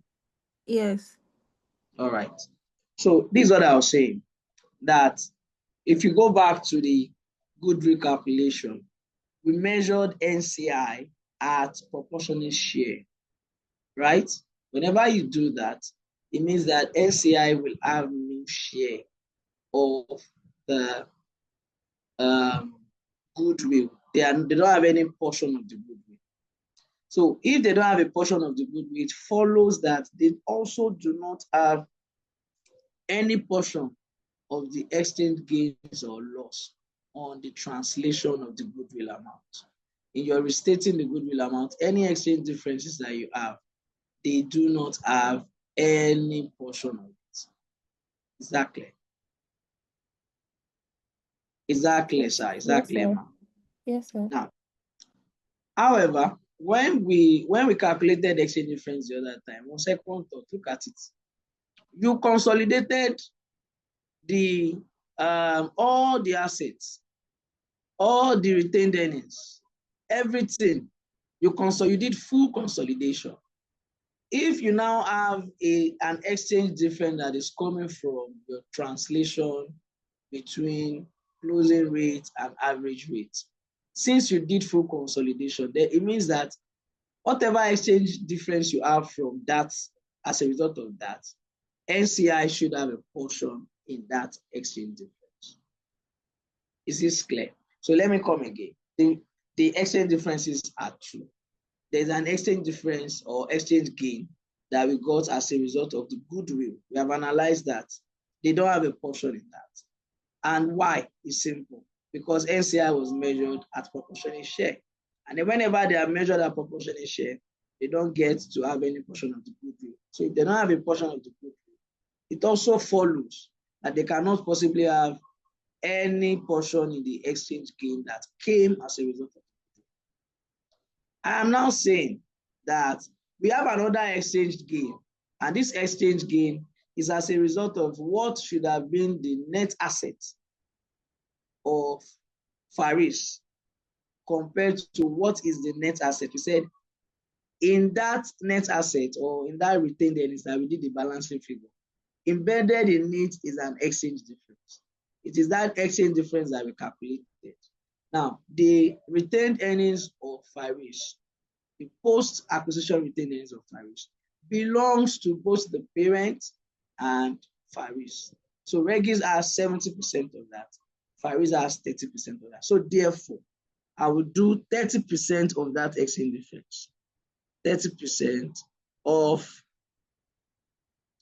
the exchange difference we got there was 419. This one, 419.87.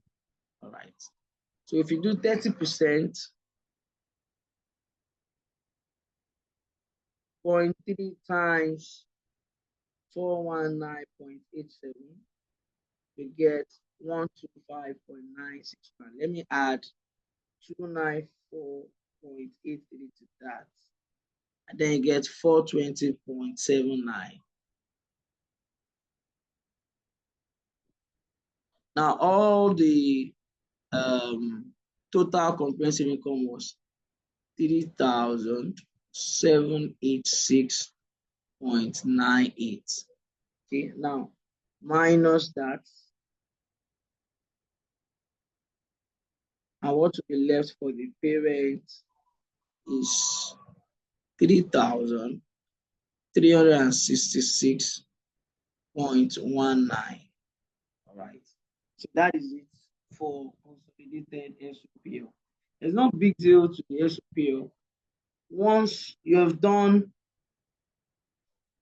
and this is where the most marks will be, where you will do the sharing, because they'll be interested to see whether you're going to pick all the exchange difference. Which one should you pick? It depends on the scenario of the question and how you're going to go about it. All right, well, I think it's straightforward. All right, the only thing left for us to do is a matter of what is it called? Consolidated changes in equity, which should be quite easy. Why? Because you have dealt with opening net. Unfortunately, I don't still have that on my board. I would have loved to have it. So what we want to do is we're just going to go back. We're going to go back to what we had when we were calculating opening net assets, blah, blah, blah. We can use that to get what should have been the retained earnings that was brought forward.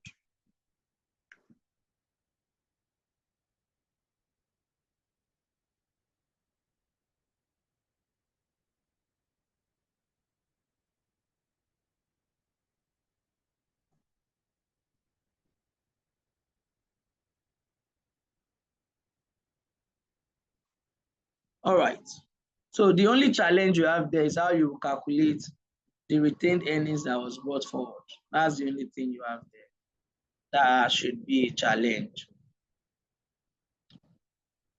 Okay, let's set it out, what it should be like. What should it look like? Of course, your statement of changes in equity will just tell you what are those components of the equity. We look at the balance brought forward, we look at the movement, and then the closing balance, all right? So I'll say consolidated statement of changes in equity, all right? And this is also 31st/12/2017. So balance brought forward, we have share capital. Nothing increased our share capital. We did not issue any new shares. And then we have retained earnings, and then we have a total here. All right. So for share capital, we'll use that of the parent. What is the share capital of the parent?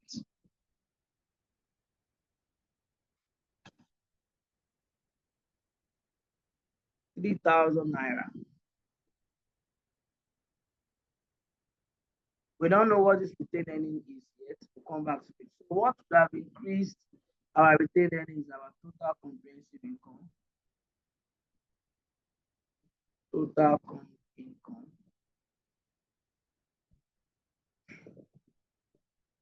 All right.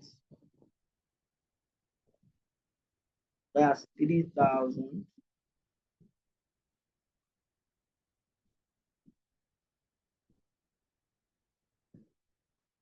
Okay, the question said the portion. Let's go back to the question.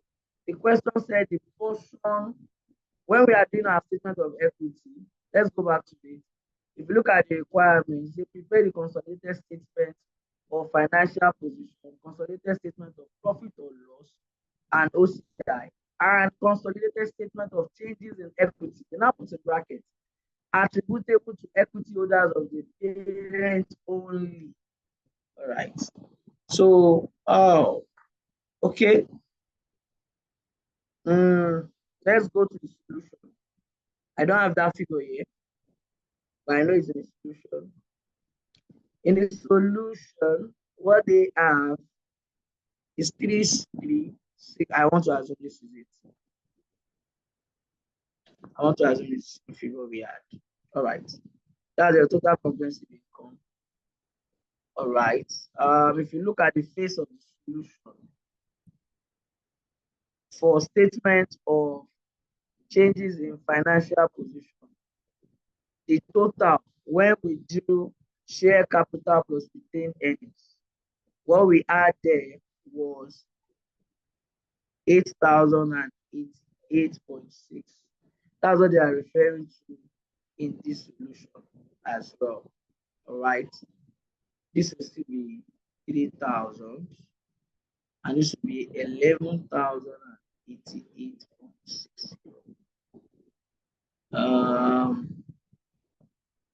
3,036. All right. Now it's easy for me to balancing figure here, but I'm sure your examiner is not looking for you to do balancing figure. They want you to do the workings. Show them the working, show them the reconciliation that will lead you to that balancing figure, because it's easy. I can do it. If I don't know it, if I forget it, if I don't even know anything, I can still do this requirement. But then the reason I will lose marks is because my examiner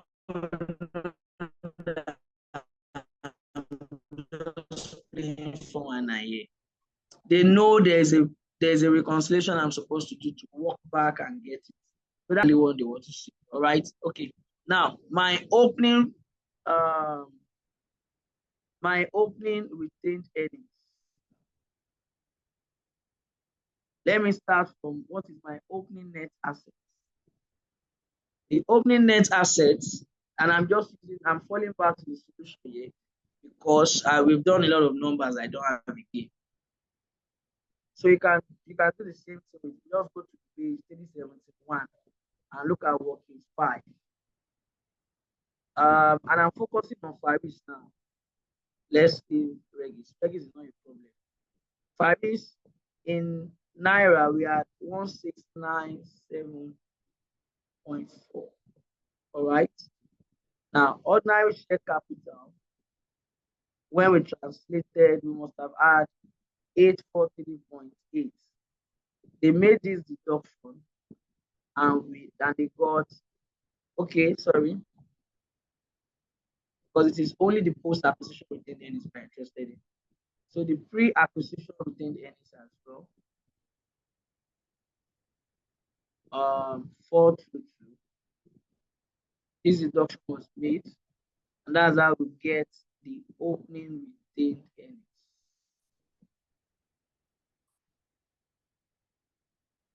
of 431.6. But don't forget that you are only doing the one that concerns the parents. So how much of this belongs to the parents is only 70%. And that's how they got the opening retained earnings. So you do 70%.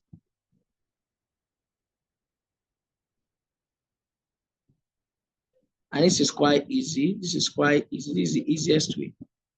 70% of that, and then you have 302.1. Now for Regis,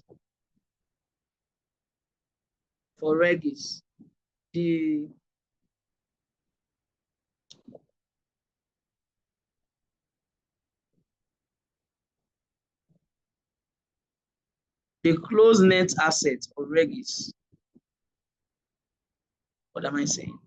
The closing retained earnings. The closing retained earnings of Regis was 6,600. Let me do Regis here, sorry. And their profit for the year was 2,000. Must have been their profit for the year they deducted. That gave us 4,388. So this would have been the what is it called now? The opening retained earnings for Regis. Let me rewrite this very well. 302.13. So if you add this together, 302.13 plus 4,388. That's how they would have gotten this amount here.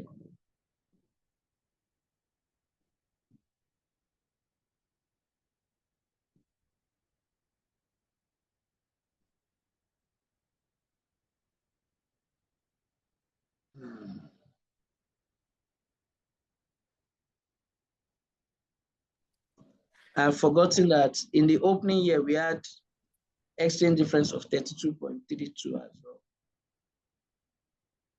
The solution says 32.31. I'll take it like that, just so that we can move on. And that's how they add 4722.4. I'm sure if you bring that here, that's the balancing figure I was referring to.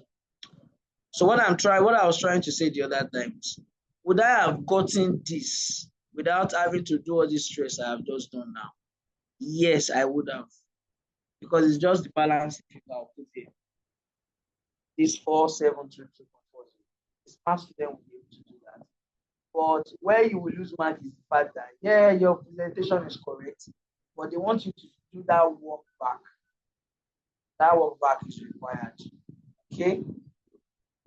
So that is the end of the solution for this question. It has taken us a bit of time. Yeah, I understand, because we needed to explain some things as we go by. And then the fact that the overlap between the date of acquisition and the date of consolidation is more than 1 year. So we had to do exchange difference for the previous year. So the things we had to do for previous year also made that calculation. Okay, we have 9 minutes to 9. 9 minutes to 9, sir.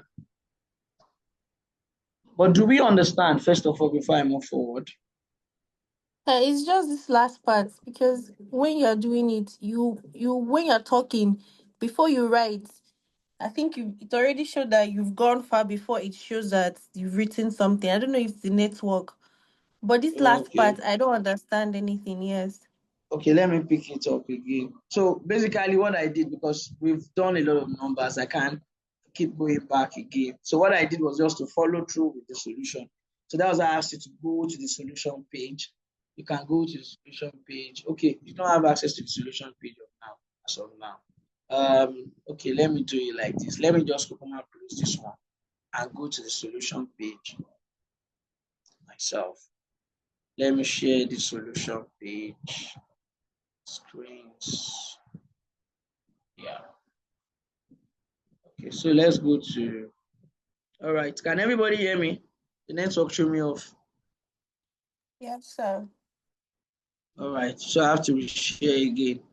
I'll soon be done. I'm sorry, especially to the Muslims around amongst us. I am very sorry. I'll round up soon. So I may have to delay IFRS 11 to the next class. I shouldn't use more than 20-25 minutes on it. And then we can go on and do our questions. All right. Sorry. I know you have to pray and you have to break your fast and all of that. I'm sorry. All right. So we're back at it. So this is what I'm saying. Look at the solution. The solution is very easy to figure out.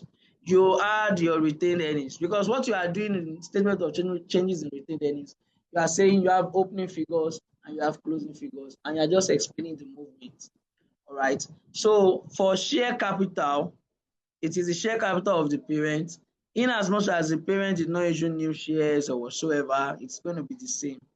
So that's why there's no movement here. Typically, most statement of changes in equity, if there was issuance of shares, it would have explained the movement here.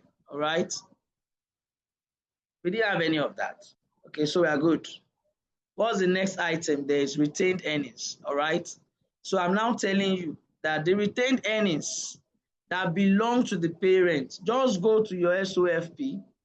If you come to the SOFP solution we did together, you see the retained earnings, this portion belongs to only the parent. It's normal standard. Anything that belongs to NCI is here. Anything here belongs to the parent. So this is what you are trying to show us. This is your closing number in total, Abi. This is share capital. This is retained earnings. So this is the retained earnings that we close with. All right. Okay. So what was the movement that happened during the year? What would have been the movement that happened during the year is the total comprehensive income that is attributable to the parent. Okay. And I have showed you. We said the one that is attributable to the parent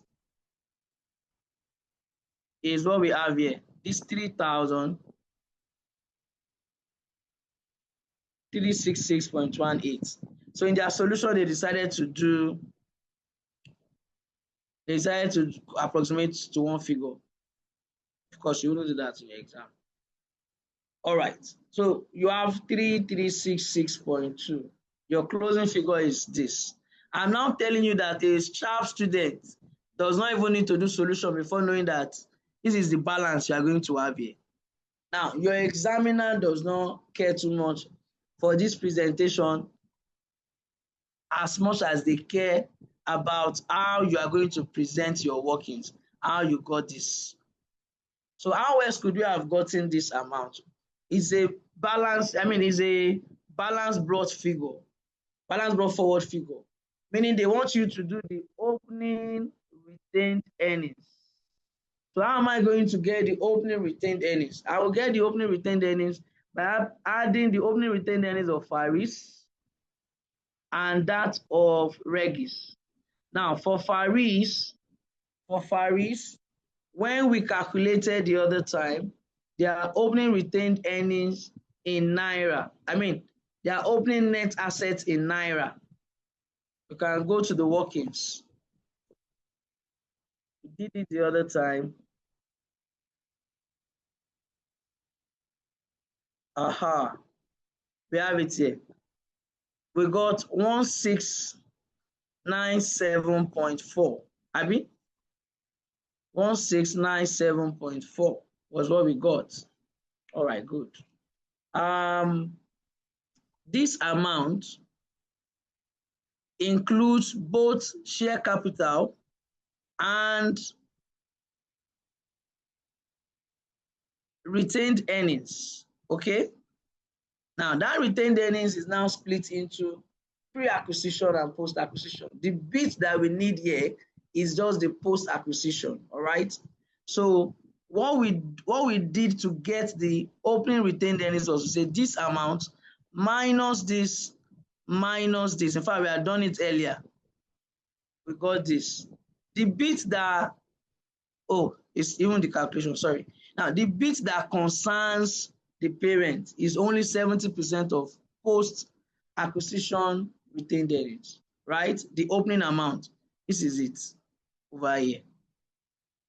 We did 70% of this after minusing the share capital and the pre-acquisition retained earnings, all right?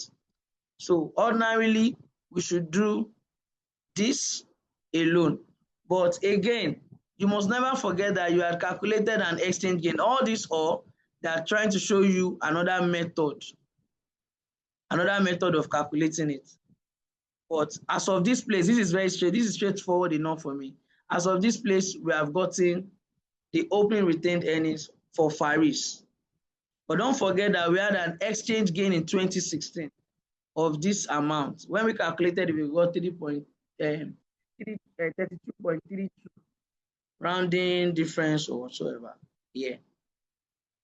All right.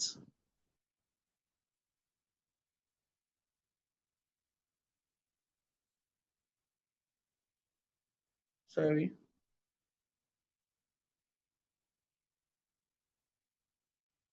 So what they did here was to now say this 302, they didn't bring it to the side very well. So this 302.13 that we have gotten as the opening retained earnings of Faris plus the exchange difference we had.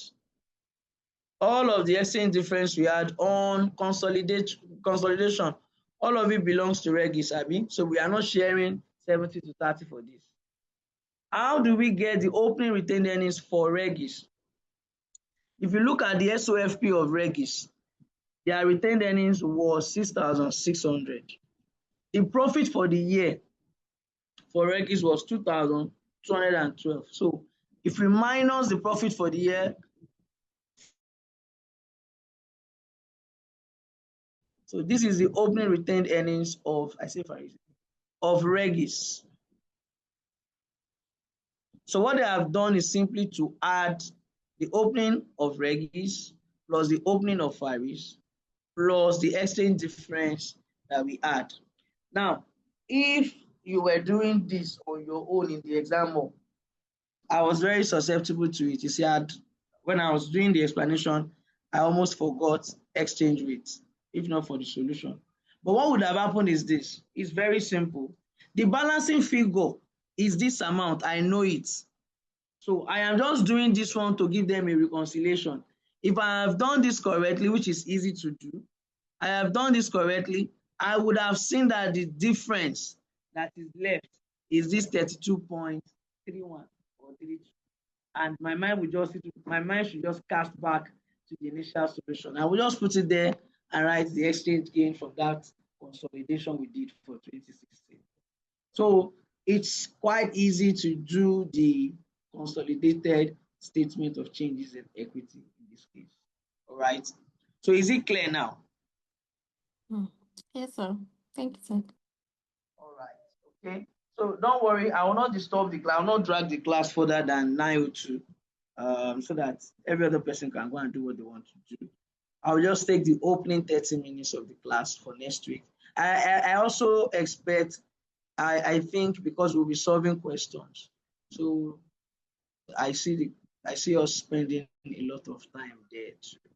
So next week we should be able to do, if everybody agrees now, we can pick it as our time for next week.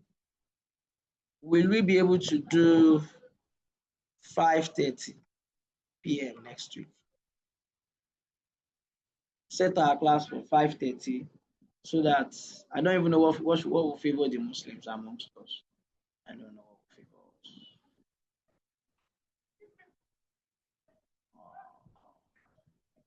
Do we agree to 5? You said your class, your second class would have ended much earlier, but I'm also being considerate so that you can rest. Can we do 5:30 p.m.? Let's use the chat box if it's a yes or a no.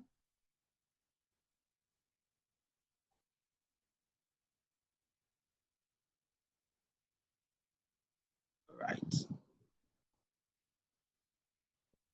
I've had only one yes. Yes, please. Okay. All right. I'm expecting more responses. If I'm not getting more responses, it means people are just in this class. They are not really. Mr. Isang, Pascal, Lumide. Yes, yes, yes. Okay. Chidima said no.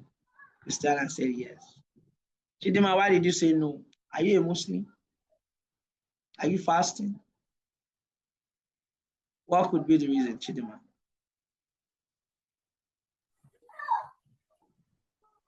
This is because of my work. I will not be available by that time on Sunday. But you can always make do with the what is it called? With the class recording. I didn't hear what Majority you of said. I say you can always make do with the recording of the class. I still have many videos to watch, sir. I want to be there so that I'll get more.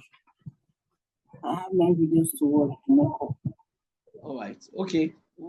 I'll communicate to us. But I feel we need to start earlier because it's going to be past question. We're not teaching a new topic. We just want to consolidate on the knowledge we have had so far by solving questions so that we can move forward. We solve the question together, the past question, at least 2 past questions, and then we'll go into what is it called? IAS 7 group cash flow, and then I'll treat the remaining of the. So I'm confident now that we're going to round up. I don't have a problem. We have enough time to round up my course outline. All right. Thank you very much for your time. It's 9:05 already, so I'm going to edit now. Thank you. I'll see you next week.